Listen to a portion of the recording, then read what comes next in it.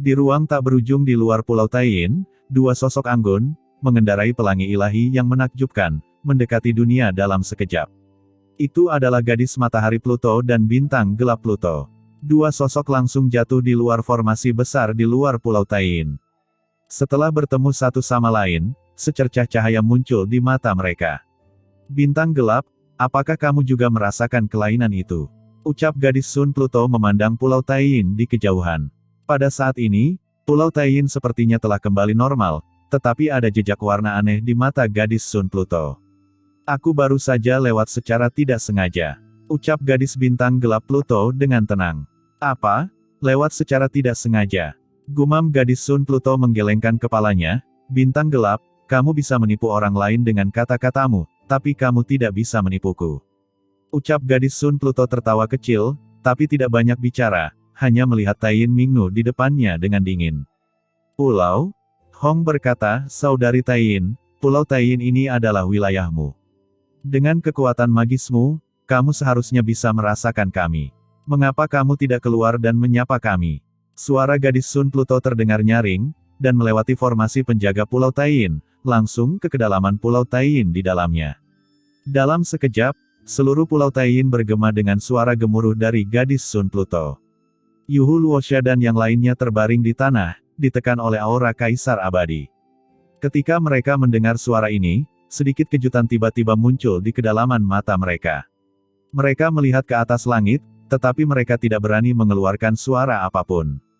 Perifanyin dan yang lainnya di aula utama juga mendengar suara ini, dan ekspresi mereka berubah. Gadis Sun Pluto dan gadis bintang gelap Pluto, dua teman kecil saat itu, kini telah memasuki alam Kaisar Agung, tetapi mereka juga telah tiba di luar Pulau Taiyin. Abadi, apa yang kamu lakukan?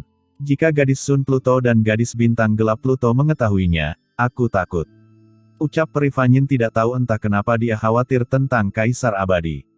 Seperti yang ditakutkan Perifanyin, Kaisar Abadi, yang mendesak Istana Siming untuk memblokir aura seluruh Pulau Taiyin, tiba-tiba mengubah wajahnya setelah merasakan dua aura menakutkan dari dunia luar. Itu gadis Sun Pluto dan bintang gelap Pluto. Bukankah aku sudah menutupi aura di Pulau Taiyin? Kenapa kedua orang ini masih datang, dan datang begitu cepat? Mungkinkah aura sebelumnya bocor? Apakah mereka merasakannya? Gumam Kaisar Abadi memandang ke kedalaman Pulau Taiyin dengan ekspresi cemas di wajahnya. Saat ini, di kedalaman Pulau Taiyin, terdapat aura gelap samar yang ingin keluar dari sebelumnya, namun sepertinya terhalang oleh sesuatu dan belum bisa meledak. Jika pecah pasti akan membuat khawatir gadis Sun Pluto dan bintang gelap Pluto di dunia luar, pada saat itu akan terjadi masalah. Keributan di dalam belum mereda. Aku mungkin belum bisa mengalahkan Taiyin Mingnu. Tuan Chen, kamu harus cepat. Gumam Kaisar Abadi sangat cemas. Di luar Pulau Taiyin, gadis Sun Pluto dan bintang gelap Pluto terus memandangi Pulau Taiyin di depan mereka. Namun, tidak peduli bagaimana gadis Sun Pluto berseru, tidak ada pergerakan di Pulau Taiyin di depan mereka, seolah-olah mereka telah tertidur lelap. Memang ada masalah. Gumam gadis Sun Pluto, pupilnya menyusut, dan cahaya dingin muncul di kedalaman matanya. Saat berikutnya, dia mengulurkan tangan besarnya dan menusukkannya ke arah deretan Pulau Taiyin di depannya. Matahari hitam pekat yang terik terbit di atas laut bencana abadi, mekar dengan cahaya dunia bawah yang tak ada habisnya, seperti meteor, menghantam formasi besar di depan dengan keras. Raungan yang memekakkan telinga terdengar, dan barisan penjaga Pulau Taiyin di depan langsung diaktifkan. Cahayanya terang, berputar dengan keras, dan mengeluarkan bunyi klik yang keras, bergetar hebat seperti selaput bola yang terjepit, dan serangkaian garis halus muncul dalam guncangan hebat. Ketika celah terbuka dalam formasi Pulau Taiyin, aura menakutkan menyerbu, mencoba menembus Pulau Taiyin di depan. Tapi saat ini, dengan suara mendengung, waktu dan ruang berubah di Pulau Taiyin, dan pemandangan aslinya berubah dengan cepat. Sebuah aula sederhana dan megah menjulang di atas Pulau Taiyin, menutupi segala sesuatu di Pulau Taiyin. Di bawah kekuatan gadis Sun Pluto, Istana Siming Kaisar Abadi akhirnya terungkap dan muncul di depan kedua permaisuri, menyebabkan pupil mereka menyusut. Bagaimana istana kuno yang belum pernah terlihat sebelumnya bisa muncul di langit di atas Pulau Taiyin? Tidak baik. Di Pulau Taiyin di bawah, ekspresi Kaisar Abadi berubah drastis di saat yang sama. Di bawah kekuatan gadis Sun Pluto, dia akhirnya tidak mampu mempertahankan ilusinya, dan tiba-tiba terekspos ke Istana Siming. Melihat aula kuno, pupil gadis bintang gelap Pluto menyusut, seolah dia melihat sesuatu yang mengejutkannya, dan sedikit keraguan muncul di kedalaman matanya. Gadis Sun Pluto di samping mengerutkan kening dan berkata dengan suara yang dalam, "Aula utama. Kapan Taiyin Mingnu memiliki harta karun hantu? Taiyin, kamu menggunakan harta ini untuk menutupi Pulau Taiyin, apa yang kamu lakukan di dalam?" Begitu dia selesai berbicara, aura gadis Sun Pluto melonjak, dan dengan keras, seluruh tubuhnya tampak berubah menjadi matahari yang gelap terik, dengan keras merobek formasi besar di Pulau Taiyin di depannya, dan lalu kekuatan yang menyala-nyala itu bagaikan gunung berapi yang meletus, menghantam Istana Siming di depan. Aura menakjubkan menyebar, langkah gadis Sun Pluto jelas mengguncang Istana Siming di depannya, untuk memata-matai penampakan Pulau Taiyin yang sebenarnya, namun yang mengejutkannya adalah di bawah pengaruhnya, istana kuno ini ternyata hanya sedikit bergetar, stabilitasnya segera pulih. Harta karun Kaisar, gumam gadis Sun Pluto, pupilnya menyusut, dan istana di depannya tetap tidak bergerak di bawah serangannya. Ini jelas merupakan harta karun Kaisar besar dunia bawah, dan itu bukan harta karun Kaisar besar dunia bawah biasa. Bintang kegelapan, apa yang kamu lakukan berdiri di sana? Taiyin Mingnu jelas-jelas melakukan sesuatu yang mencurigakan. Dia bahkan tidak membalas kita. Mengapa kita tidak bergabung dan meledakkan istana untuk melihat apa yang dilakukan orang ini? Ucap gadis Sun Pluto berteriak dengan marah, dan dengan suara mendengung, cahaya dunia bawah yang aneh bermekaran di pupilnya, berubah menjadi dua pelangi dewa gelap, yang menghantam aula Siming dalam sekejap, dan dengan keras, aula Siming bergetar, tapi masih tetap stabil. Hah? Aku tidak percaya lagi. Mutiara yang ganas milik Pluto. Teriak gadis Sun Pluto mengatupkan kedua tangannya, dan sebuah bola hitam pekat tiba-tiba muncul di depannya. Saat bola itu muncul, rune hitam pekat yang tak terhitung jumlahnya mekar, dan rune itu bersinar, memancarkan aura menakutkan dan dingin yang membuat orang berdebar-debar. Dengan keras, mutiara liang milik gadis Sun Pluto meledak menjadi pelangi ilahi dalam sekejap atas desakan gadis Sun Pluto, benar-benar seperti matahari yang jatuh, membakar langit dan bumi, dan runtuh. Harta karun dunia bawah Kaisar, sial, apakah gadis Sun Pluto ini orang gila? Terlebih lagi, bukankah dia menerobos ke alam Kaisar setelah permaisuri menghilang? Dari mana datangnya harta karun dunia bawah Kaisar? Gumam Kaisar abadi, wajahnya yang terselubung di Istana Siming berubah drastis. Dalam sekejap, dia merasa bahwa mutiara liang yang ditampilkan oleh Sun Mingnu sebenarnya adalah harta karun dunia bawah Kaisar Agung. Bagaimana mungkin ada orang yang sekarang memiliki harta karun dunia bawah Kaisar Agung? Kaisar abadi tidak berani gegabah, mengaktifkan asal-usulnya, dan mendesak Istana Siming dengan seluruh kekuatannya. Terjadi ledakan, seolah-olah langit runtuh, Istana Siming dihantam oleh mutiara liang, dan tiba-tiba bergetar hebat. Untungnya, Istana Siming adalah harta dunia bawah tanah permaisuri Ming Yue yang terbaik pada saat itu, dan hanya berguncang sedikit. Sebaliknya, mutiara liang sangat ganas, Istana Siming terbang mundur, menembus kekosongan di belakangnya. Kekuatan ini, bukan Taiyin Mingnu yang mengaktifkan harta karun ini. Siapa kamu? Aura gadis Sun Pluto tidak teratur, dan dia tiba-tiba mengeluarkan suara kaget dan marah. Dalam konfrontasi singkat sebelumnya, dia akhirnya merasa bahwa bukan Taiyin Mingnu yang memindahkan harta istana di depannya, melainkan orang lain. Siapa ini? Dia kaget dan marah. Kapan seorang kaisar asing ditempatkan di laut bencana abadi? Mungkinkah Taiyin Mingnu berkolusi dengan kaisar besar lainnya di dunia bawah? Brengsek, gumam kaisar abadi di bawah merasa cemas, tetapi dia tidak mengatakan sepatah kata pun, hanya menatap bagian terdalam Pulau Taiyin. Di gua ketiadaan yang terdalam, terobosan Molly akhirnya berakhir. Aura aturan yang menakutkan datang, tubuh Molly dengan cepat mengeras, dan aura kaisar yang membuat semua orang hadir tiba-tiba menyebar, mengguncang ke segala arah. Kaisar Agung. Pada saat ini, Molly tergantung di dalam gua, dan aura kaisar yang tak ada habisnya mekar. Seluruh tubuhnya mempesona, dan setiap kulit, tulang, isi perut, meridian, dan bahkan rambut mengandung kekuatan hukum agung, seolah-olah itu bisa menembus langit. Apakah aku telah menembus Kaisar Agung?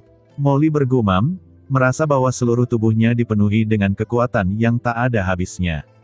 Tiba-tiba dia mengepalkan tinjunya, dan berdengung, begitu dia mengepalkan tinjunya, niat membunuh yang mengerikan meledak, dan kekosongan di sekitarnya runtuh, seluruh gua bergemuruh, seolah-olah akan runtuh.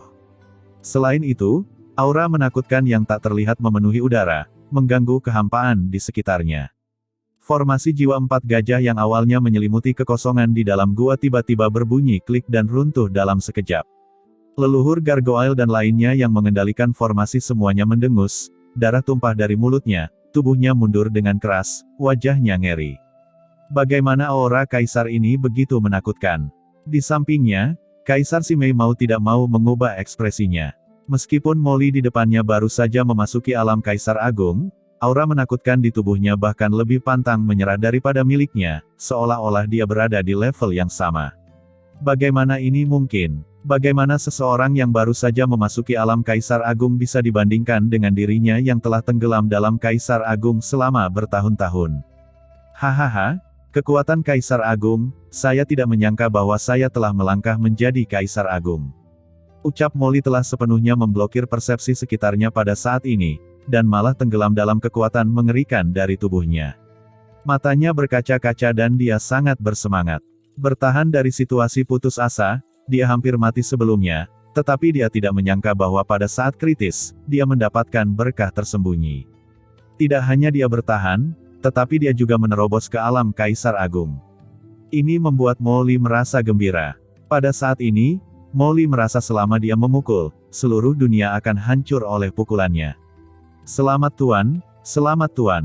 Pada saat ini, suara ngeri bergetar di benak Molly. Jiwa Molly melihat ke dalam dan menatap langit di atas lautan jiwanya sejenak. Dia melihat bahwa di kedalaman lautan jiwanya, aura dingin yang menakutkan dunia sedang melonjak. Teror aura ini membuat yang sebelumnya bersiap untuk membawanya pergi. Utusan suci teratai hitam menekannya di sini, tidak bisa bergerak. Kamu belum mati, ucap Molly berkata dengan cemberut. Dia hampir melupakan orang ini ketika dia menerobos sebelumnya. Sambil berpikir, aura dingin yang menakutkan naik ke langit dari lautan jiwa Molly, dan langsung menangkap utusan suci teratai hitam dan mengikatnya di sana. Tuanku, selamatkan hidupku. Ucap utusan suci teratai hitam ekspresinya berubah, dan dia buru-buru berkata dalam ketakutan, saya, Hei Lian telah menyinggung keluarga kerajaan sebelumnya, dan saya pantas mati. Maafkan atas ketidaktaatan saya, dan saya bersedia mencurahkan seluruh tenaga di masa depan, mematuhi perintah dan melayani tuanku tanpa berpikir dua kali. Ucap utusan suci teratai hitam terikat erat dalam kehampaan, dan dia berkata dengan ngeri, kekuatan jiwa Molly yang mengerikan membuatnya secara naluriah meringkuk, dan kedua kakinya yang putih panjang dijepit, tampak menyedihkan dan memohon. Dia jelas merasakan kekuatan mengerikan melonjak di benak Molly saat ini. Kekuatan ini berasal dari keluarga kerajaan abis. Selama pihak lain punya pemikiran, dia bisa dimusnahkan dari dunia ini.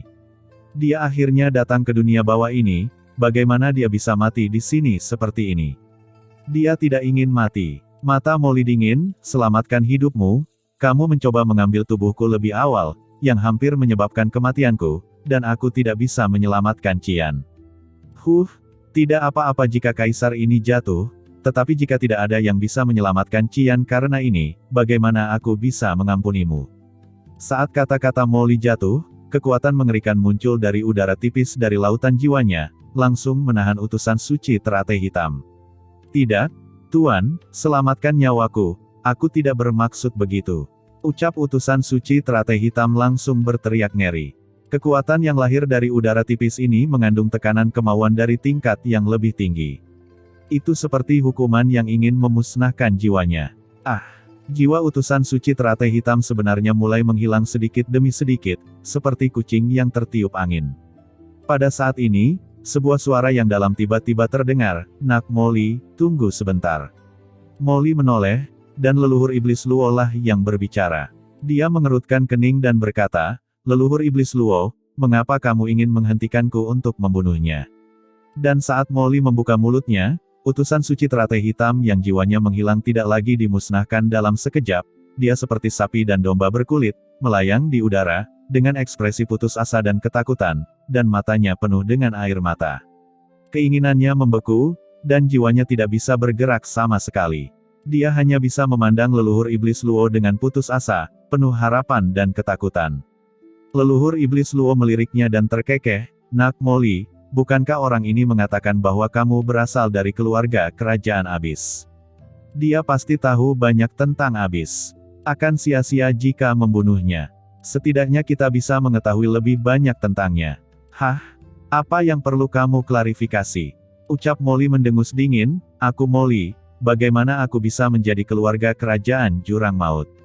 Leluhur iblis Luo terkekeh, menggelengkan kepalanya dan berkata, "Tentu saja aku tahu bahwa kamu tidak ingin menjadi keluarga kerajaan Jurang Maut, tetapi jika menyangkut identitas dan asal-usulmu, kamu tidak boleh bingung.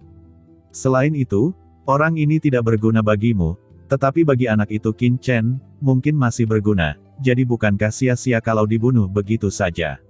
Mata Molly bersinar dan dia sedikit mengangguk. Leluhur iblis Luo memang benar, identitasnya tidak penting, tetapi jika orang ini berguna bagi Qin Chen, bukankah salah jika dia membunuhnya? Sial, memikirkan hal ini, Molly tiba-tiba menghela nafas. "Sialan, saya seorang kaisar yang kuat, apakah saya perlu mempertimbangkan apa yang dipikirkan iblis Qin itu? Konyol sekali." Namun, meskipun dia bergumam di dalam hatinya, dia tidak terus mengambil tindakan, malah dia mendengus dingin dan berkata, Demi Luo Hu, aku akan mengampuni hidupmu dulu." Begitu kata-kata itu jatuh, terdengar ledakan, dan tekanan kemauan tak berujung yang awalnya menahan utusan suci teratai hitam menghilang. Utusan suci teratai hitam menjadi rileks, dan jatuh lemas dalam kehampaan karena ketakutan, terengah-engah. "Terima kasih banyak karena tidak membunuhku, yang mulia keluarga kerajaan. Mulai sekarang, bawahan ini bersedia menganggapmu sebagai tuanku dan melayanimu," ucap utusan suci teratai hitam mengabaikan rasa takutnya dan buru-buru berbaring di tanah, berlutut dalam-dalam dan berbicara dengan gemetar. "Apa melayaniku?" gumam Molly mencibir. "Saya memiliki Qian, apakah saya memerlukan orang ini untuk melayani saya? Terlalu malas untuk berpikir terlalu banyak." Kehendak Molly langsung menarik diri dari lautan jiwa dan kembali ke tubuh fisiknya. Matanya terbuka, dan ada cahaya ilahi hitam berkedip.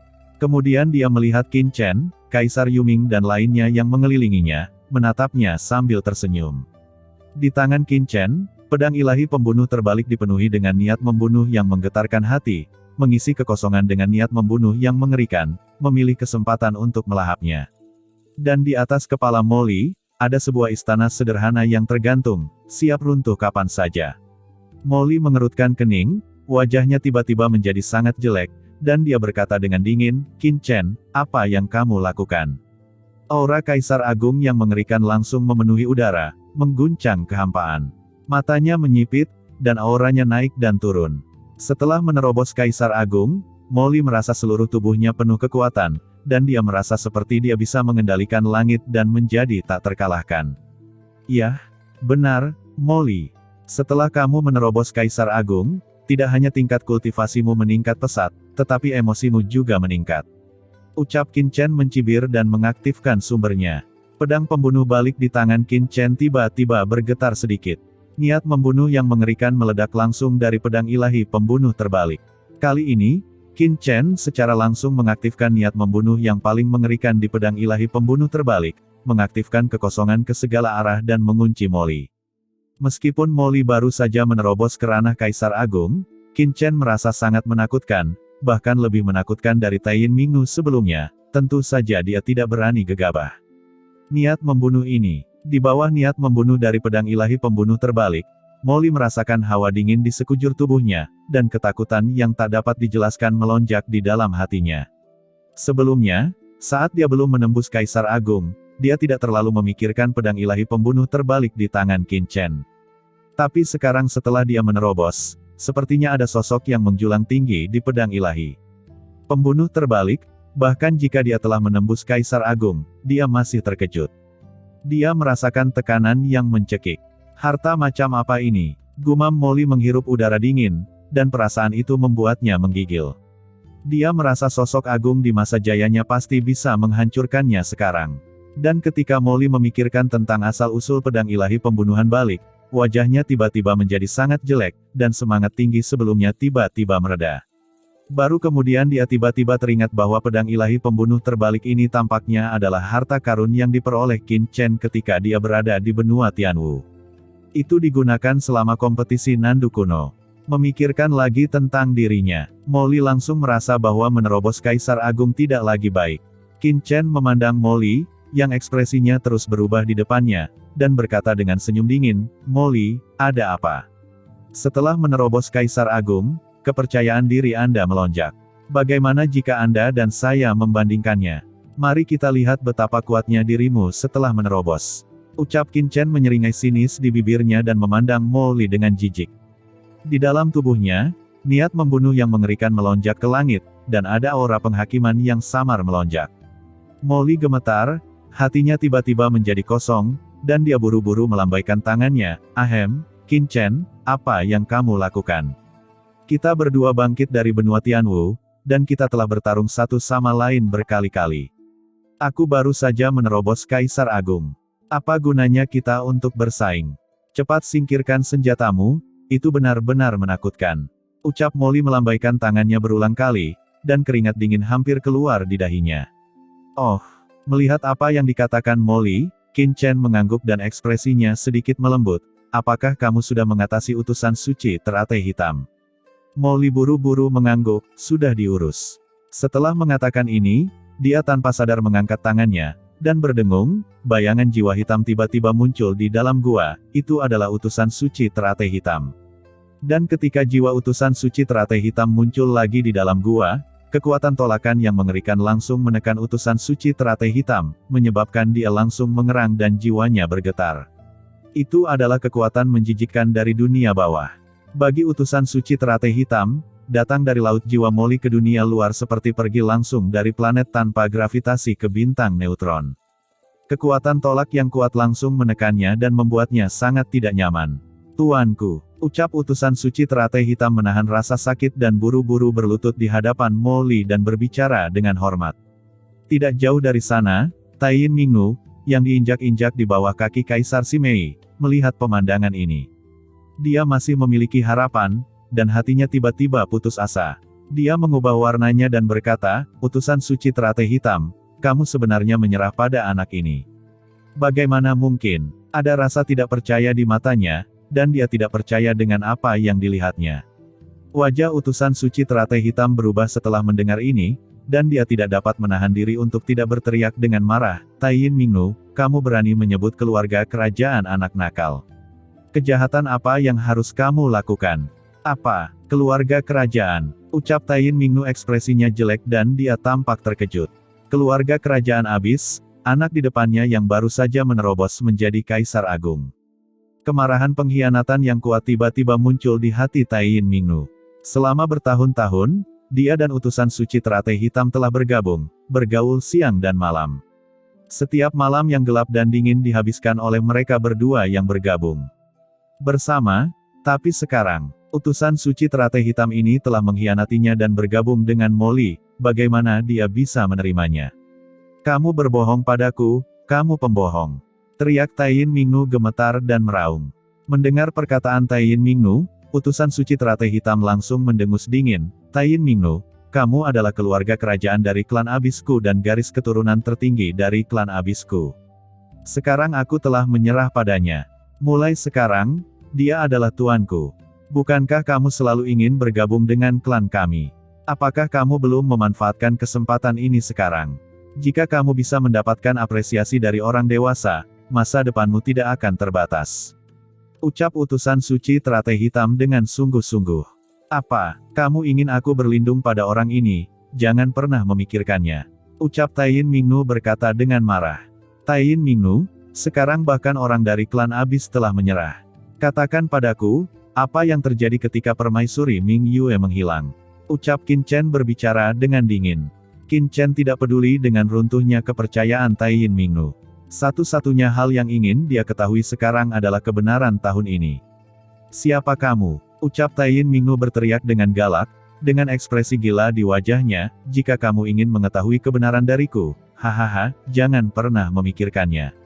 Kaisar Yuming menyipitkan matanya dan berkata dengan suara dingin, "Nak Qin Chen, jangan bicara omong kosong padanya, cari saja jiwanya."